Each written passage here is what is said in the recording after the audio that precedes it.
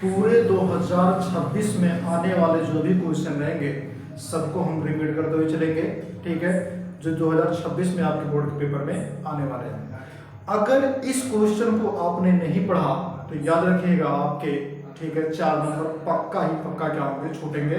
तो याद रखिए बायोलॉजी से 4 नंबर आपके ना छूटें तो आइए हम लोग क्या करते हैं, अपने इस टॉपिक को यानी कि इस क्वेश्चन को पढ़ते हैं जो कि आपके 2024, 23, 19, 18, 25, 14 में पूछा गया है। तो याद रखिएगा 2026 में भी आपके बोर्ड के पेपर में जरूर पूछेगा।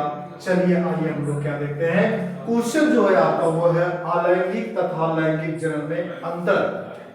ये क्वेश्चन आपके पूछे गए हैं कब, 24, 23, 19, 18, 15 और 14 में पूछे गए हैं ये सब क्वेश्चन है, ठीक है।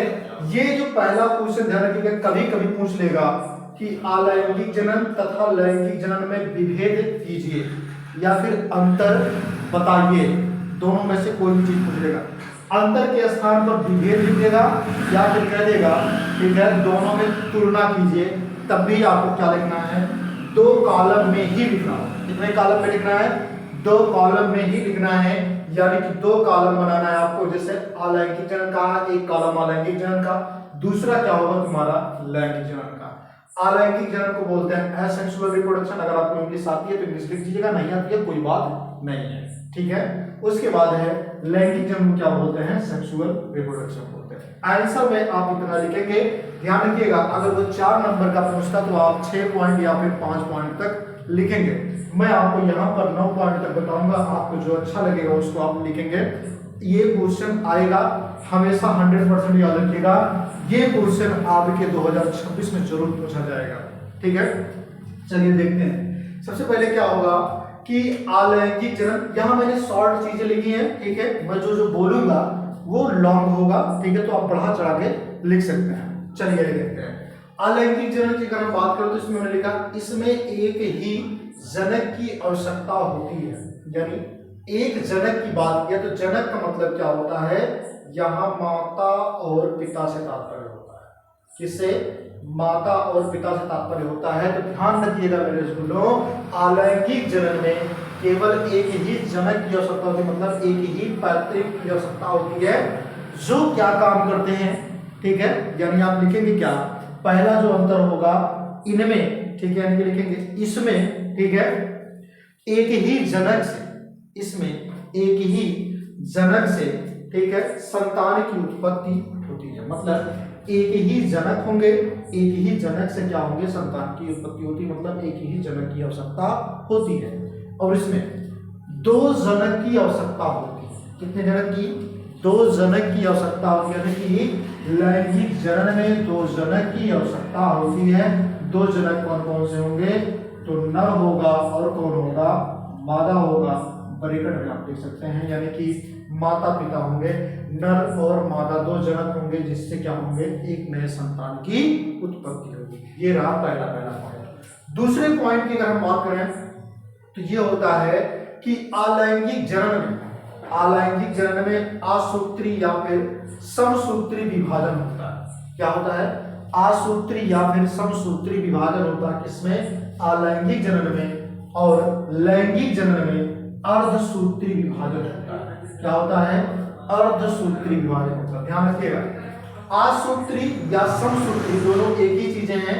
आसूत्री या समसूत्री की बात अगर करें तो ये क्या होते हैं, जो समान चीजों में बढ़ते हैं। यानी कि जैसे मान लीजिए, सपोज दैट अगर मैंने कहा ये 2n है, यानी कि द्विगुणित है, तो इसमें समसूत्री विभाजन अगर होगा तो 2n ही बनाएगा, 2n ही युग्मक ये बनाएगा। हालांकि इसमें युग्मक बनते नहीं है, ये बराबर भागों में बटेगा।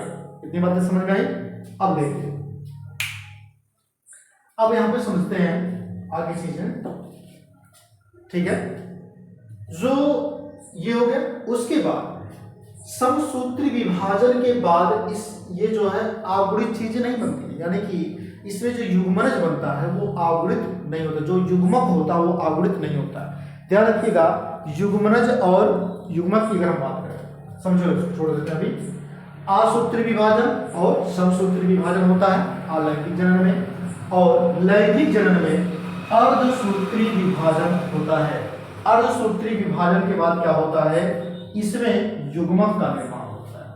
आगे देखते हैं, तीसरा पॉइंट है कि इसमें समसूत्री विभाजन के बाद आगुणित युग्मक यानी कि यन संबंध यन सिंबल होगा इसका, आगुणित युग्मक नहीं बनता। मतलब इसमें जो है आगुणित युग्मक का निर्माण नहीं होता, जिसको हम यन से प्रदर्शित करते हैं। और लैंगिक जनन में आगुणित युग्मक का निर्माण होता है, यानी कि आगुणित युग्मक बनता है।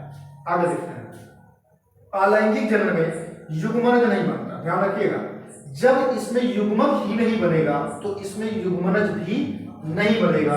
अब ध्यान सुनिएगा, लैंगिक जनन में क्या होंगे, युग्मक जब बनेगा तो युग्मक के बाद क्या होगा, युग्मक के बाद द्विगुणित युग्मनज बनेगा। द्विगुणित युग्मनज बनेगा, युग्मनज को बोलते हैं जाइगोट। क्या बोलते हैं, जाइगोट बोलते हैं। अब समझिएगा, ये जब युग्मक का संलयन होता है तो उसे हम निषेचन कहते हैं। जब युग्मक आपस में मिलते हैं तब उसे हम क्या कहते हैं, निषेचन कहते हैं। और इसमें देखिए निषेचन होता ही नहीं, तो जायज सी बात आप समझिएगा, जब इसमें युग्मक बनेगा ही नहीं तो युग्मकों का संलयन होगा नहीं, तो जायज सी बात इसमें निषेचन होगा नहीं। कितनी बात समझ में आई। और इसे समझिएगा, और इनमें लैंगिक जनन में निषेचन की प्रक्रिया होती है। ठीक है, आगे देखते हैं। अलैंगिक जनन में जो पैतृक कोशिका से नए जीव बनते हैं, मतलब जो पुरानी कोशिकाएं होती हैं अलैंगिक जनन में, उनसे जो है एक नए कोशिकाएं टूट करके बनते हैं, यानी कि अलग होकर के बनते हैं। इसमें युग्मक का निर्माण नहीं होता है। ठीक है, अब इसमें अगर हम बात कर लेते हैं तो इसमें युग्मनज से नए कोशिकाएं बनते हैं। मतलब जब युग्मकों का संलयन होगा तब निषेचन होगा।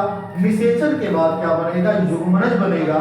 और युग्मनज के बाद क्या होगा, 9 महीना पूरा होने के बाद क्या होगा, जैसे जंतुओं में 9 महीना पूरा होने के बाद क्या होगा, नए संतान की उत्पत्ति होती है। ये बात करते हैं मनुष्य में। आगे देखते हैं, अलैंगिक जनन जो होता है, ये अलैंगिक जनन पूरा होने में, अलैंगिक जनन पूरा होने में समय जो है वो कम लगता है, लेकिन लैंगिक जनन पूरा होने में अधिक समय लगता है। यानी कि ये पूरा करने में क्या होता है, ज्यादा टाइम लेता है। आगे देखते हैं, 8वां है कि अलैंगिक जनन जो होता है ये नए जीव का विकास, ठीक है, नहीं कर पाता। मतलब जो नया जीव है उसका विकास नहीं कर, जैसे अमीबा है तो अमीबा से पैरामीशियम नहीं हो जाएगा, वो अमीबा से अमीबा ही पैदा होगा। ठीक है, पैरामीशियम नहीं हो सकता। इसलिए आपने लिखा में कि ये नए जीव का जो विकास नहीं कर पाते। जैसे गन्ना को यदि आप बोलते हैं तो गन्ना ही पैदा होगा, हालांकि वो क्या होंगे, अलग चीजें पैदा नहीं हो जाएंगे। ठीक है, यानी कि बजड़ी जो है पैदा नहीं हो पाएंगे। तो ध्यान रखिएगा, इससे जो है नए जीव का विकास नहीं हो पाता। लेकिन लैंगिक जनन जो होता है, लैंगिक जनन से नए जीव का विकास होता है। ठीक है, यानी कि इनसे जो भिन्नताएं आती, जैसे आप जो है अपने मम्मी पापा से थोड़ा बहुत क्या होंगे, भिन्न होंगे। तो वही बात कर रहा है ये, एक नए जीव से क्या होते हैं, एक जो है क्या होता है, नई प्रजाति आती है, एक नए तरीके। जैसे मान लीजिए कुछ लोग कहते हैं ना कि किसके मम्मी पापा गोरे हैं तो एक करिया पैदा होंगे, तो सेम कंडीशन वही चीज है। अब उसके बाद देखते हैं, अगर हम बात करें अलैंगिक जनन की, तो अलैंगिक जनन की अगर हम बात करें तो इसके जो एग्जाम्पल आ जाएंगे वो बिना बीज वाले फल आ जाएंगे। अलैंगिक जनन में बिना बीज वाले फल आते हैं, जैसे केला हो गया। ठीक है, ये बिना बीज वाला फल है, इसमें क्या होगा, अलैंगिक जनन होगा। दूसरा चीज क्या नाम है उसको बोलते हैं, अंगूर भी आपका हो जाएगा, इसमें भी क्या होते हैं, अलैंगिक जनन होते हैं। अब लैंगिक जनन की अगर हम बात करें तो ये क्या होगा, केवल क्या होंगे, केवल बीज वाले पौधे ही होंगे, मतलब जिनमें केवल बीज होते हैं। हालांकि लैंगिक जनन ये मनुष्यों में भी होता है, लैंगिक जनन ये मनुष्यों में भी होता है, इस बात का रखिएगा। देखिए जैसे मान लीजिए मैं आपको इस पर क्लियर समझाता हूँ, मनुष्य में अगर यहाँ नर है और यहाँ क्या है, मादा है, तो दोनों का जब जो दोनों आपस में इसके युग्मक जब मिलते हैं, क्या मिलते हैं, युग्मक, दोनों के युग्मक जब मिलते हैं, ठीक है, मिलते हैं तब युग्मनज बनता है। क्या बनता है? युग्मनज बनता है। और युग्मनज के बाद क्या होता है? नए संतान बनते हैं। ठीक है, तो ये प्रक्रिया होती है। तो आपने 4 नंबर को पक्का कर लिया है। तो याद रखिएगा, आपके बोर्ड के पेपर में जरूर ये क्वेश्चन पूछे जाएंगे। तो सभी बच्चों के पास शेयर कर दीजिएगा और लाइक कर दीजिएगा, और जिन लोगों ने अभी तक सब्सक्राइब नहीं किया वो सब्सक्राइब कर लेंगे और बेल आइकन को दबा लेंगे। जय हिंद, जय भारत।